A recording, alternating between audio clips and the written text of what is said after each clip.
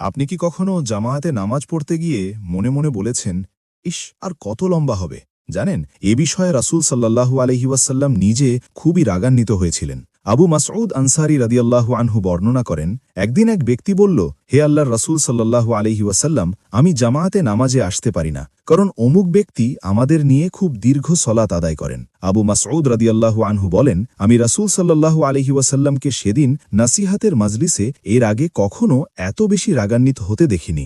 রাসূল সাল্লাল্লাহু আলাইহি ওয়াসাল্লাম রাগত স্বরে বললেন, হে লোক সকল, তোমরা মানুষের মধ্যে বিরক্তি সৃষ্টি করো। তারপর তিনি গুরুত্বপূর্ণ নীতি জানালেন, তোমাদের মধ্যে কেউ যদি মানুষকে নিয়ে সলাত আদায় করায়, সে যেন সংক্ষেপ করে, কারণ মুসল্লিদের মধ্যে রোগী আছে, দুর্বল আছে, আর কর্মব্যস্ত লোকও থাকে। সহিহ বুখারী ৭০০৭০৪।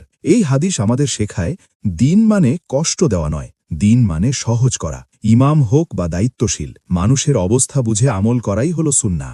আজকের চ্যালেঞ্জ, যদি আপনি ইমাম হন, নামাজ সহজ করুন, আর যদি মুসল্লি হন, সহজ দিনের দাওয়াত ছড়িয়ে দিন। এই সুন্নাহের বার্তাটি কমপক্ষে একজন বন্ধুর কাছে শেয়ার করুন, লাইক দিন, আর এমন হাদিস ভিত্তিক ভিডিও পেতে চ্যানেলটি ফলো বা সাবস্ক্রাইব করতে ভুলবেন না। আল্লাহ আমাদের সবাইকে সহজ দিনের ওপর চলার তৌফিক দিন। আমিন।